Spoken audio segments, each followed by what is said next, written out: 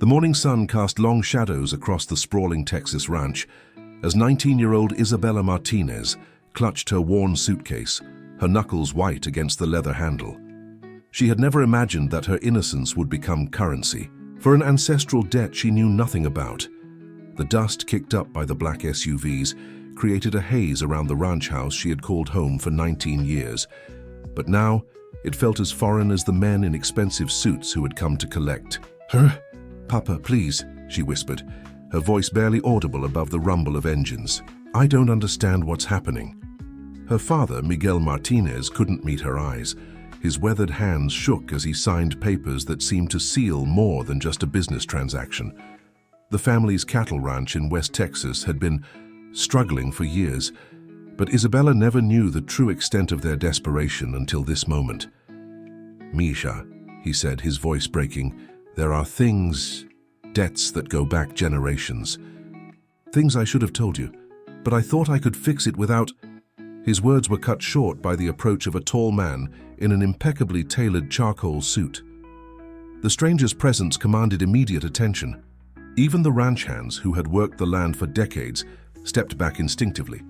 This was Alexander Sterling, heir to one of the largest oil empires in North America, a man whose influence stretched from the boardrooms of Houston to the corridors of Washington, D.C.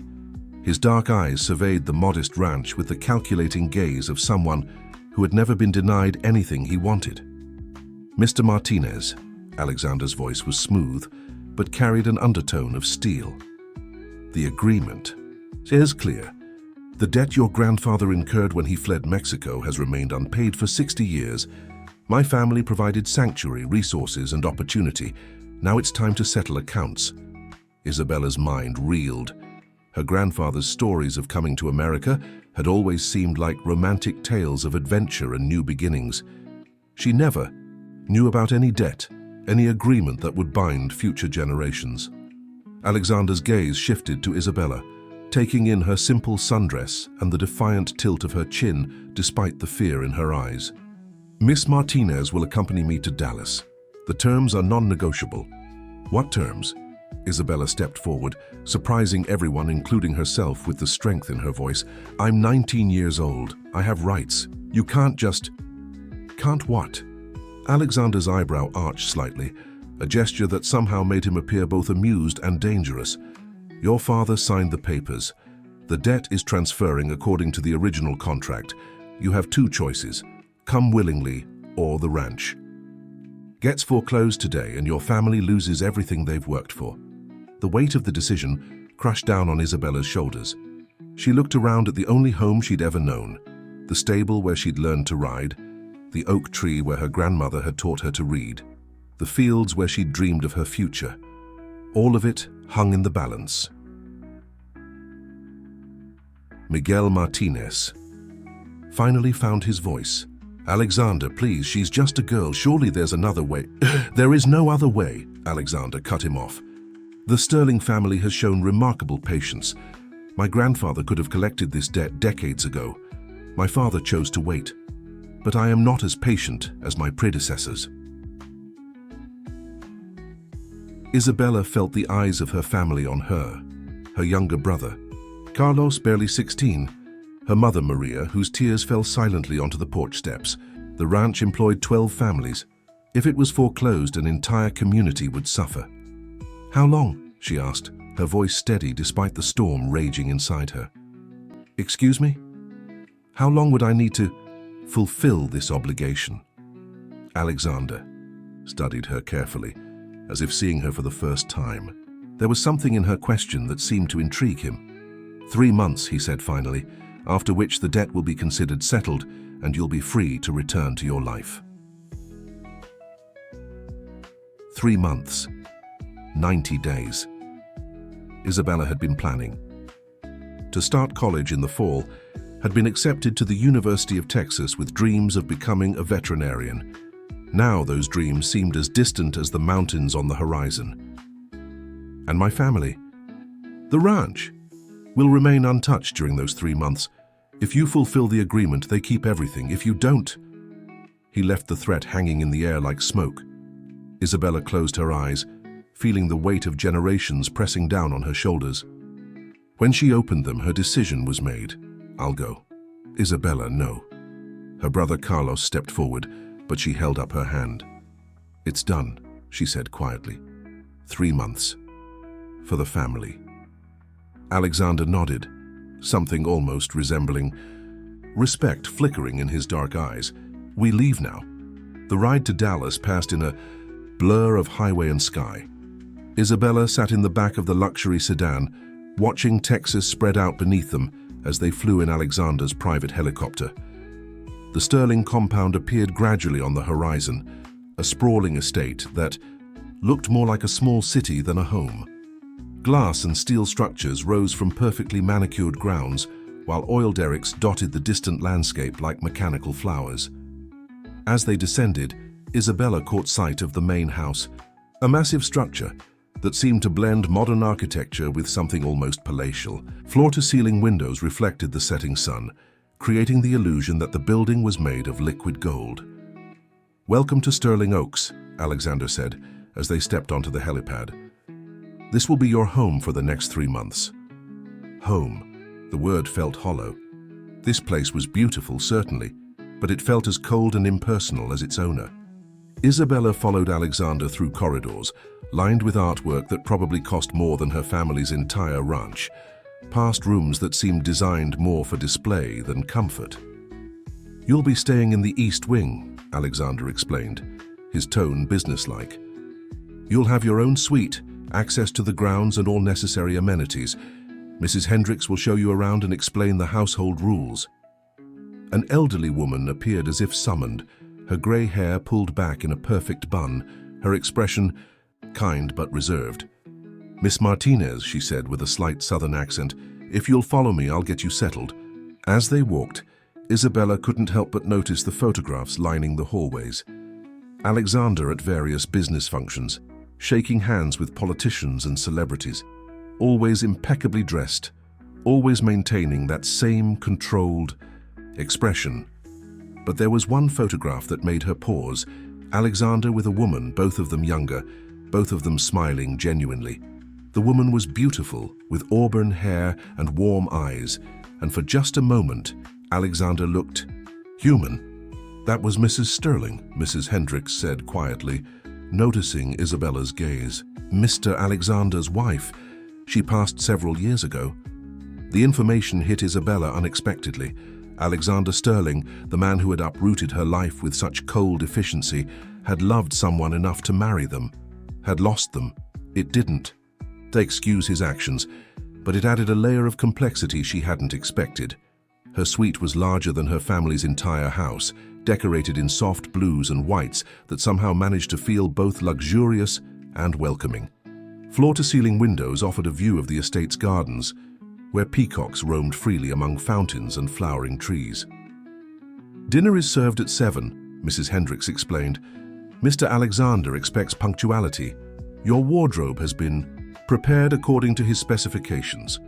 She gestured toward a walk-in closet that Isabella hadn't even noticed. After Mrs. Hendricks left, Isabella sank onto the massive bed, finally allowing herself to feel the full weight of what had happened. This morning she had been a ranch girl with simple dreams. Tonight she was a prisoner in a golden cage, bound by debts she had never incurred, trapped by circumstances beyond her control. But as she looked out at the sunset painting, the Texas, sky in shades of orange and pink, Isabella Martinez made herself a promise. She would survive these 3 months, she would protect her family, and she would not let Alexander Sterling break her spirit, no matter what he expected from her in return for her family's freedom. At precisely 7 o'clock, Isabella made her way to the dining room, wearing one of the dresses that had been selected for her, a deep emerald silk that fit her perfectly, though she couldn't understand how they had known her measurements. The dining room was intimidating in its grandeur, with a table that could seat 20 people, crystal chandeliers casting warm light over polished mahogany, and oil paintings of stern-faced ancestors watching from gilded frames.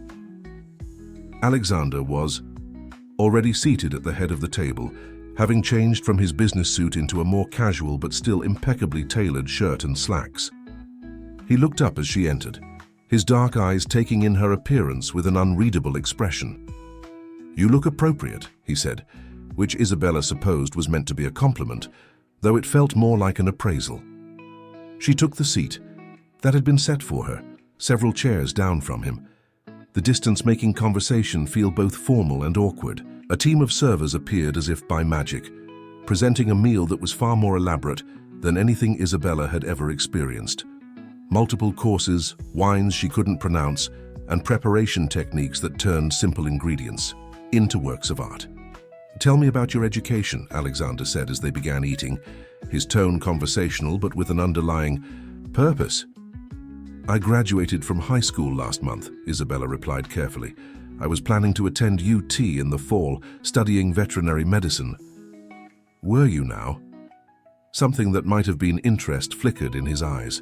"Planning to work with livestock, I assume? Following in your father's footsteps?" "Large animal veterinary work, yes, but also wildlife conservation.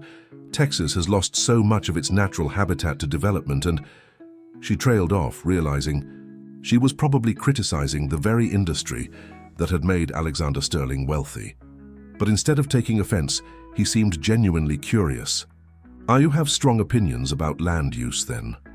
"I have strong opinions about sustainability," Isabella corrected, finding her courage, "about finding ways for industry and nature to coexist instead of one destroying the other." Alexander set down his wine glass, studying her with new attention. "Interesting.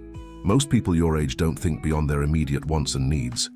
Most people my age haven't grown up watching their family struggle to keep a ranch profitable while maintaining environmental responsibility," Isabella replied, a note of defiance creeping into her voice. For the first time since she'd met him, Alexander Sterling almost smiled. Fair point. The meal continued in relative silence, but Isabella could feel Alexander's eyes on her periodically, as if he were trying to solve some sort of puzzle. When the servers cleared the final course, he stood and gestured for her to follow him. "We need to discuss the specifics of our arrangement," he said, leading her to what appeared to be a study or library. The walls were lined with books, and a massive desk dominated the center of the room. Behind it hung another portrait, this one of a man who looked remarkably like Alexander, but with harder features and colder eyes. "My grandfather, Alexander," explained, noticing her gaze. "Jonathan Sterling, the man who made the original agreement with yours."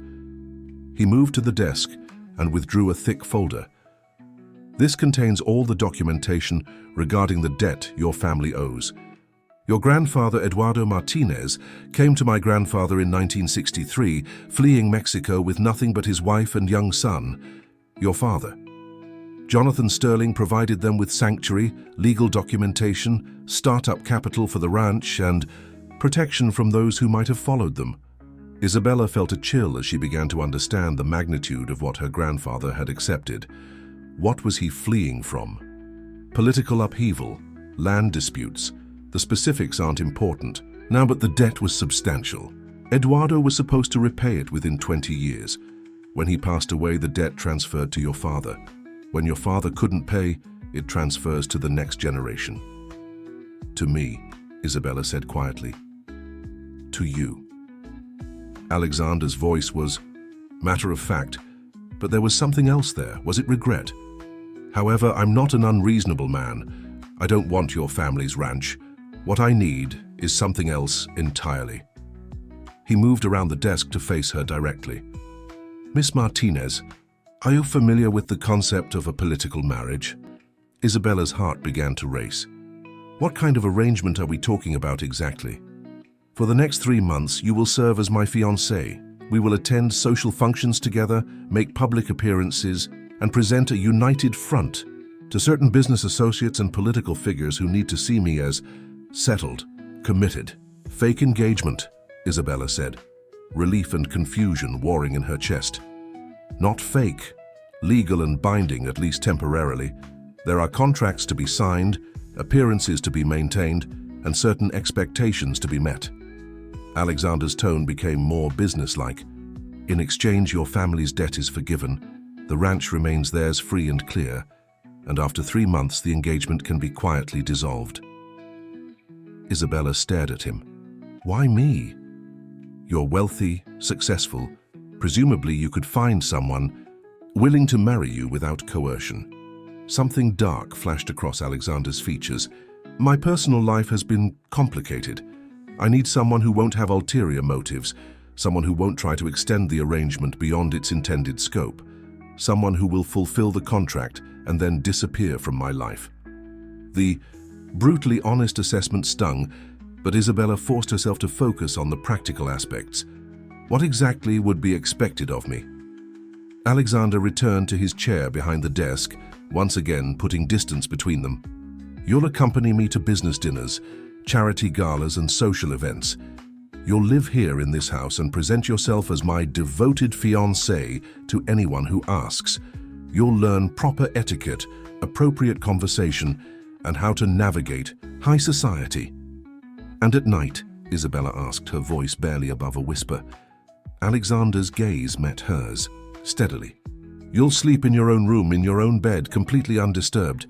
This is a business arrangement, Miss Martinez. Nothing more. The relief that washed over Isabella was profound, but it was followed immediately by confusion. I don't understand. If this is just for appearances, why not hire an actress? Why go through all this trouble with my family's debt? Because an actress would want something. Money, connections, career advancement. She might decide 3 months wasn't enough and try to extend the arrangement. She might go to the press or write a tell-all book. Alexander's voice grew colder. You, on the other hand, want only one thing: your family's freedom. Once you have that, you'll have no reason to stay and every reason to leave. His logic was sound, if coldly calculating. Isabella realized she was dealing with someone who thought several moves ahead, who anticipated problems and eliminated them before they could arise. There's something else you should know, Alexander continued. There are people who would prefer to see me remain unmarried and unattached. Business rivals, political opponents, family members who have their own ideas about Sterling Industries' future. Some of them may try to test your commitment to this arrangement. Test how? They might offer you money to leave. They might try to discredit you publicly. They might attempt to make you so uncomfortable that you break the contract yourself. Alexander's expression hardened. I want to be very clear. If you accept this arrangement, you're committing to see it through regardless of outside pressure. Your family's future depends on it. Isabella felt the weight of that responsibility settle on her shoulders. 3 months had seemed manageable when it was just about pretending to be engaged to a difficult man. Now it was beginning to sound like she was entering a war zone. I need to know, she said finally. Are you a good man, Alexander Sterling? The question seemed to catch him off guard. For a moment, his controlled mask slipped, and Isabella saw something raw and vulnerable in his eyes. I'm a man who pays his debts and honors his contracts, he said finally. Whether that makes me good or not, I'll leave for you to decide. It wasn't exactly reassuring, but it was honest. Isabella thought about her family, about Carlos starting his senior year of high school, about her parents who had worked so hard to build something from nothing. She thought about the ranch hands and their families, about the community that depended on the Martinez Ranch for their livelihoods. I have conditions, she said. Alexander raised an eyebrow. You're hardly in a position to negotiate. Maybe not, but I'm going to try anyway. Isabella straightened her shoulders, channeling every ounce of courage she possessed. I want to be able to contact my family regularly. I want assurance that they won't be harassed or threatened during these 3 months. And I want your word that when this is over, it's truly over. No extensions, no additional debts discovered, no further obligations. Alexander studied her for a long moment, then nodded slowly. Agreed? Anything else? I want to understand what happened to your wife. The question hung in the air like a challenge. Alexander's expression went completely blank, and for a moment, Isabella thought he might end their negotiation entirely. That, he said finally, is not part of our business arrangement. Maybe not, but if I'm going to convince people I'm in love with you, I need to understand who you really are, not the business persona, not the public image. You. Alexander stood abruptly, walking to the window that looked out over the estate grounds. The silence stretched between them, until Isabella began to wonder if she had pushed too far. "Victoria," he said finally, his voice so quiet she had to strain to hear it. Her name was Victoria. We were married for 2 years before. She became ill. Brain tumor, inoperable. Isabella felt her heart clench at the pain in his voice. "I'm sorry. She died 3 years ago.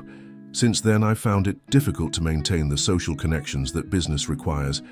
People expect a man in my position to have a wife, to be part of a couple. Without Victoria, I've become something of a recluse, which has not been good for Sterling Industries or my political influence." The pieces of the puzzle were beginning to fit together. Alexander Sterling didn't just want a fake fiancé. He needed one. His grief had isolated him, and that isolation was affecting his business empire. "So you need me to help you pretend to be human again," Isabella said softly. Alexander turned back to her, and for just a moment, his mask slipped completely. She saw exhaustion, loneliness, and a grief so profound it took her breath away. "Yes," he said simply. "I suppose I do." The following weeks fell into a strange rhythm that Isabella couldn't have imagined when she first arrived at Sterling Oaks. Her days were filled with lessons that felt like preparation for a role she never auditioned for. Etiquette training with Mrs. Hendricks, who turned out to be far more worldly than her proper exterior suggested. Dance lessons in the estate's ballroom, with an instructor flown in from New York. And intensive briefings about Sterling Industries' business interests, political connections, and social obligations. "Remember," Mrs. Hendricks said during one of their sessions, "when you're at these events, you're not just representing yourself. You're representing the Sterling name, which carries weight in circles most people never even know exist." Isabella found herself learning about wine pairings, international politics, and the subtle art of conversation that revealed nothing while appearing to say everything. It was exhausting and fascinating in equal measure, like being given a crash course in a world she had only seen in movies. Alexander maintained his distance during most of these preparations, appearing for dinner each evening with updates about their upcoming social calendar, but rarely engaging in personal conversation. Isabella began to wonder if their moment of vulnerability in his study had been an aberration, something he regretted showing her. That changed the night before their first public appearance together. Isabella was in the estate's library, having discovered that Alexander's collection included an impressive selection of veterinary and conservation texts when he appeared in the doorway. He was holding 2 cups of coffee and looking uncertain, which was so unlike his usual commanding presence that Isabella almost didn't recognize him. "I thought you might want to practice," he said, offering her one of the cups. "Practice? What?" "Being comfortable with me. Tomorrow night is the Henderson Charity Gala. 500 of Dallas's most prominent citizens, all of whom will be watching us very carefully." Isabella accepted the coffee, noting that it was prepared exactly how she liked it, a detail someone had been paying attention to. "What exactly are they watching for?" Alexander settled into the chair across from her, and Isabella was struck by how different he looked in casual clothes in the soft light of the library. Less intimidating, more human. Signs that our relationship is genuine, whether we know each other's habits, whether we're comfortable in each other's space, whether we look at each other the way people in love look at each other. And how exactly do people in love look at each other? The question seemed to catch Alexander off guard.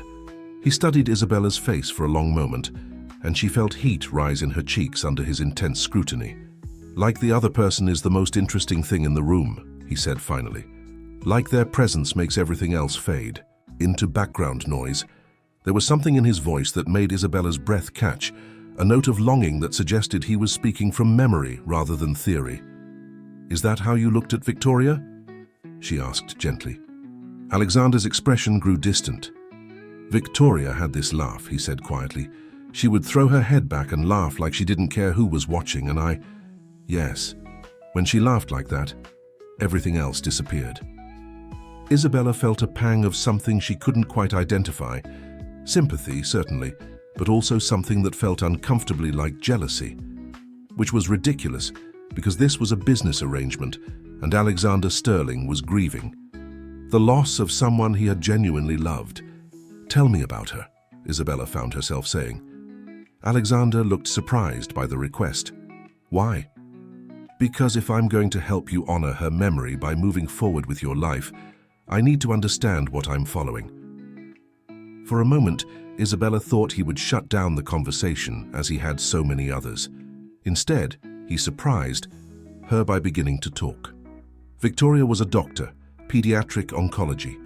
She chose one of the hardest specialties in medicine because she wanted to help children who were fighting for their lives. She was brilliant, driven, and completely fearless. When it came to fighting for her patients, Alexander's voice grew softer. She was also funny, spontaneous, and she had absolutely no patience for the pretensions of high society. She used to say that life was too short to waste time on people who couldn't laugh at themselves. Isabella could picture the woman from the photograph, warm, genuine, real in a way that would have been both refreshing and challenging in Alexander's world. "She sounds wonderful," Isabella said sincerely. She was. Alexander's gaze focused on Isabella again. "She also would have told me that wallowing in grief for 3 years was self-indulgent and pointless. She would have wanted me to find a way to live again, not just exist." "Is that what you've been doing? Just existing?" Alexander was quiet for so long that Isabella wondered if she had overstepped. When he finally spoke, his voice was barely above a whisper. "I built Sterling Industries into what it is today because Victoria believed I could. When she got sick, I told myself that if I could just make enough money, find the right doctors, fund the right research, I could save her. After she was gone, the work felt meaningless. But I couldn't stop, because stopping would mean accepting that she was really gone." Isabella felt her heart break a little for this man who had seemed so cold and calculating when they first met. "So you threw yourself into work and avoided everything else, including the social obligations that kept Sterling Industries politically and economically viable." Alexander met her eyes, "Which is where you come in."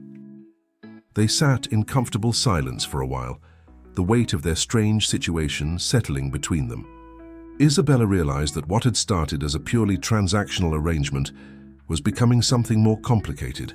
Not romantic exactly, but a genuine connection forged through shared vulnerability. "Alexander," she said finally, "when we're at these events and I look at you like you're the most interesting person in the room, some of that won't be acting." The admission surprised both of them. Alexander's carefully controlled expression flickered, revealing something that looked almost like hope. "Isabella, I need you to understand something," he said carefully. "In 3 months, you're going to leave here and go back to your life. You're going to college, you're going to become a veterinarian, you're going to marry someone who can give you a normal life. This arrangement can't become more than what it is." "I know," Isabella said, though her heart was beating faster than it should have been. "I'm not asking for more than what we agreed to. I'm just saying that the part of this that involves caring about you, that's not going to be difficult." The next evening, Isabella stood in front of her bedroom mirror, hardly recognizing herself. The dress Alexander's stylist had chosen was stunning. Midnight blue silk that skimmed her curves and fell to the floor, with jewelry that probably cost more than her family's annual income. Her hair had been styled in an elegant updo, and professional makeup had transformed her from a ranch girl into someone who looked like she belonged in Alexander Sterling's world. When she came downstairs, Alexander was waiting in the foyer, resplendent in a perfectly tailored tuxedo, but it was the expression on his face when he saw her that made Isabella's breath catch. Surprise, appreciation, and something deeper that made her pulse quicken. "You look," he began, then seemed to lose his words. "Appropriate," Isabella suggested, echoing his comment from their first dinner. "Beautiful," Alexander corrected, his voice rougher than usual. "You look absolutely beautiful." The car ride to the gala was filled with last-minute coaching about the people they would meet, but Isabella found herself distracted by Alexander's presence beside her. The subtle scent of his cologne, the way his hand occasionally brushed hers when he reached for documents, the focused intensity he brought to everything he did, It was all becoming dangerously appealing. The Henderson mansion was ablaze with lights when they arrived, valets taking cars while photographers captured arrivals. Isabella felt her nerves spike as she realized this was it, their first test as a couple. "Remember," Alexander murmured as they approached the entrance, "we've been quietly seeing each other for months. Tonight is our first public appearance, because I'm finally ready to move forward with my life." He offered her his arm, and Isabella was surprised by how natural it felt to take it. They walked into the party together, and Isabella immediately understood what Mrs. Hendricks had meant about representing the Sterling name. Conversations paused as they entered, heads turned, and she could feel the weight of dozens of curious stares. "Alexander!"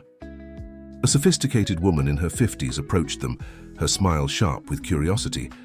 "How wonderful to see you out and about again, and this must be the mysterious young lady we've been hearing whispers about." "Margaret," Alexander replied. Smoothly, "I'd like you to meet my fiancée, Isabella Martinez." "Isabella, this is Margaret Henderson, our hostess." The word fiancée sent a jolt through Isabella, even though she had been expecting it. Margaret's eyes immediately went to Isabella's left hand, where a stunning engagement ring now sparkled. Another detail Alexander had attended to without consulting her. "How wonderful!" Margaret exclaimed, though her eyes remained calculating. "And how did you two meet? I'm sure everyone is dying to know." Isabella felt a moment of panic, but then Alexander's hand covered hers on his arm, and his touch steadied her. "Actually," Isabella said, finding her voice, "we met because of a business matter involving my family's ranch. Alexander was handling some affairs that had been unresolved for years, and I was initially quite hostile about his involvement. This was close enough to the truth that Isabella could speak with conviction, and she saw approval flicker in Alexander's eyes. "Oh, how romantic," Margaret cooed. "Enemies to lovers story, and now look at you both, absolutely glowing with happiness." The evening continued with similar interactions, curious questions disguised as polite conversation, careful probing about their relationship timeline, and the constant scrutiny of people trying to determine whether their connection was genuine. Isabella found herself rising to the challenge, drawing on the feelings that were genuinely developing between her and Alexander to sell their fictional romance. But it was during a quiet moment, when they were dancing to a slow song and Alexander was holding her closer than strictly necessary, that Isabella realized she was in trouble. "This is working," Alexander murmured in her ear, his breath warm against her skin. "Everyone believes we're genuinely in love." "Maybe that's because some of it is real," Isabella whispered back, the words slipping out before she could stop them. Alexander pulled back to look at her, his dark eyes searching her face.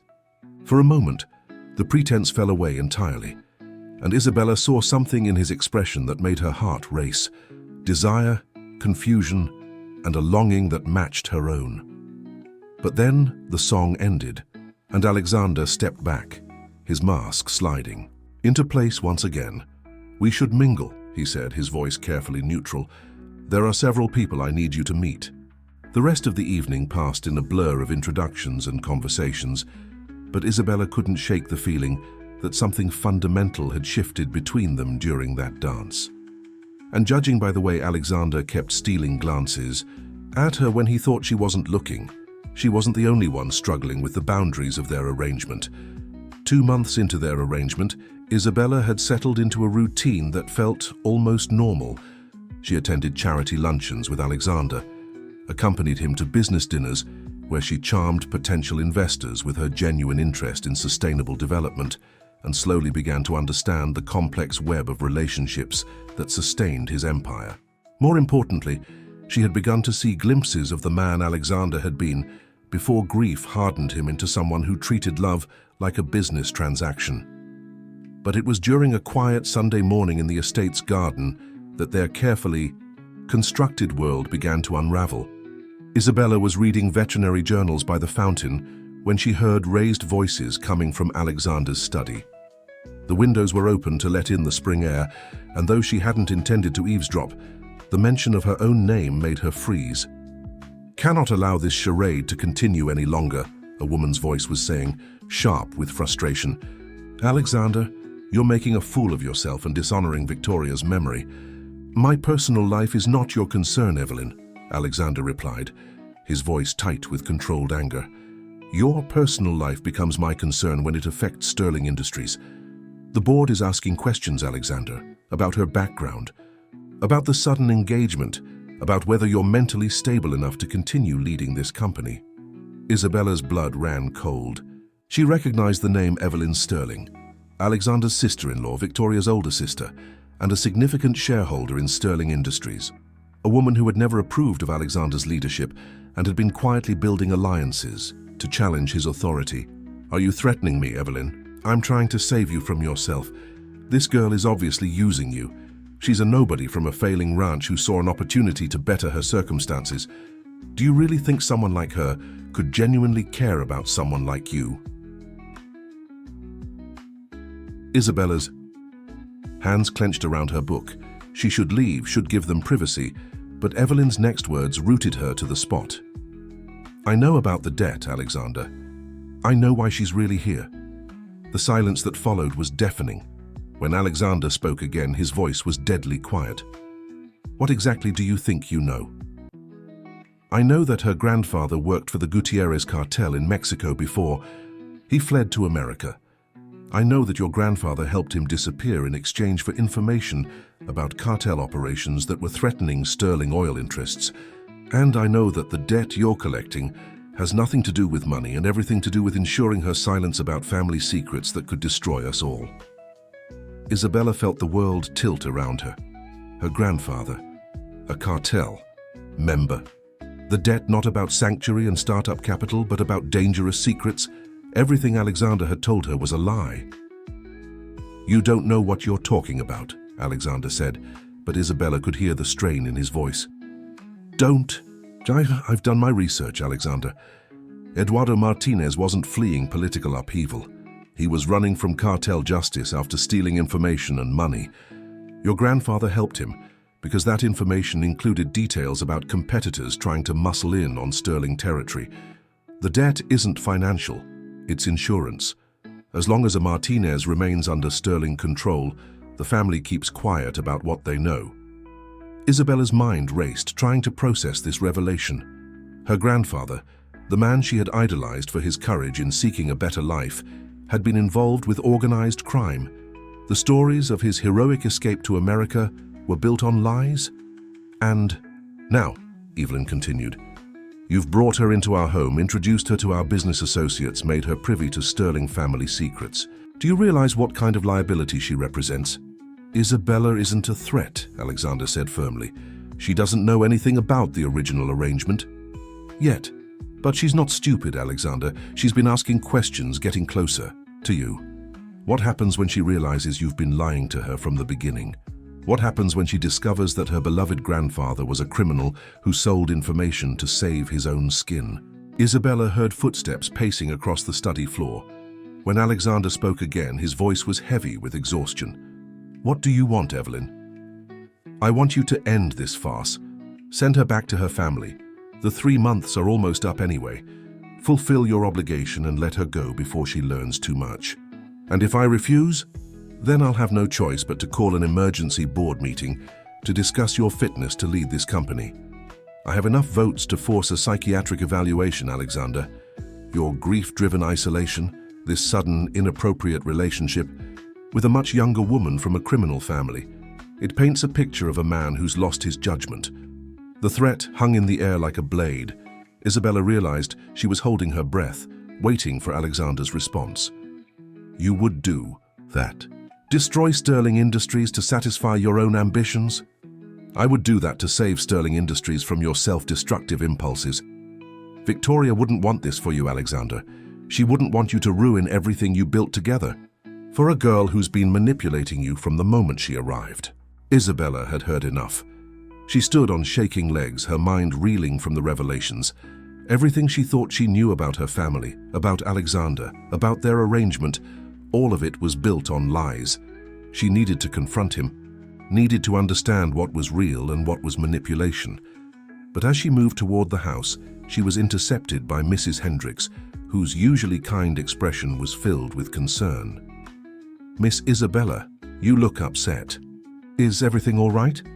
I need to speak with Alexander.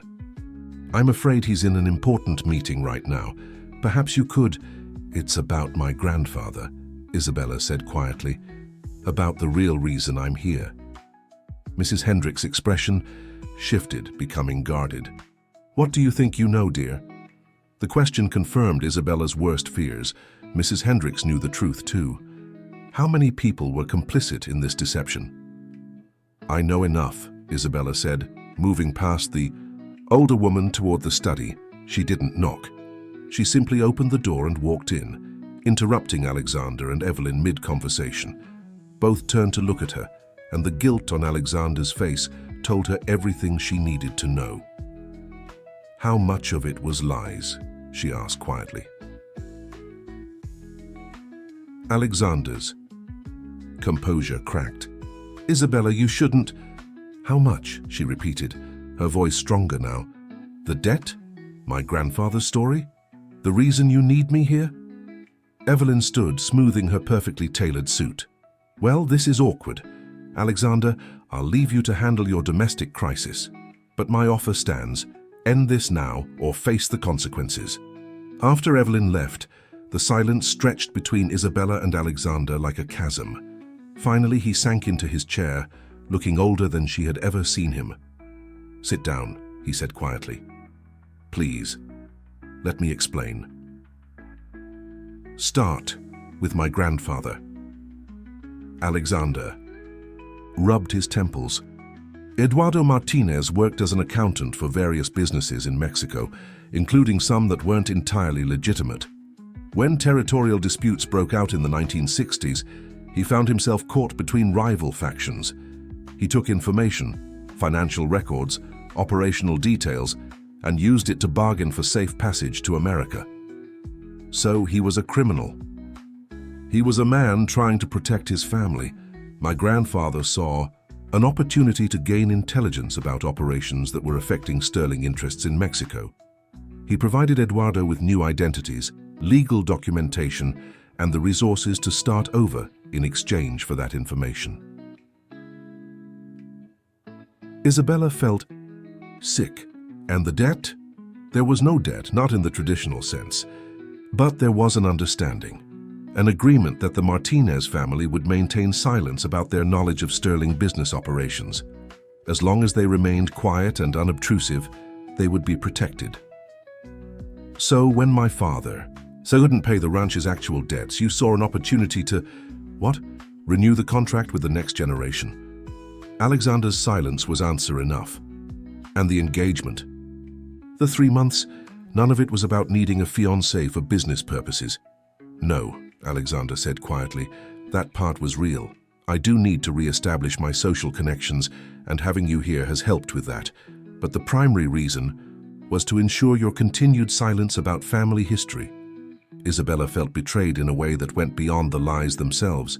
She had begun to care for this man, had started to believe that their connection was genuine, that he saw her as more than just a means to an end. Did any of it mean anything to you? She asked, her voice barely above a whisper. The conversations, the moments when you let your guard down, the way you looked at me when we danced. Alexander met her eyes, and she saw pain there that matched her own. All of it meant something.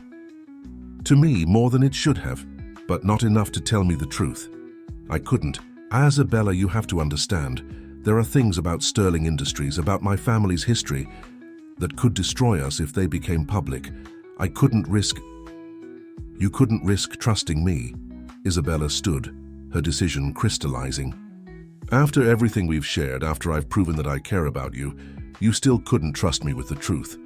It's not about trust. It's exactly about trust. Isabella's voice rose for the first time since she'd entered the room. You asked me to pretend to love you, Alexander. You asked me to help you convince the world that you were capable of moving forward with your life.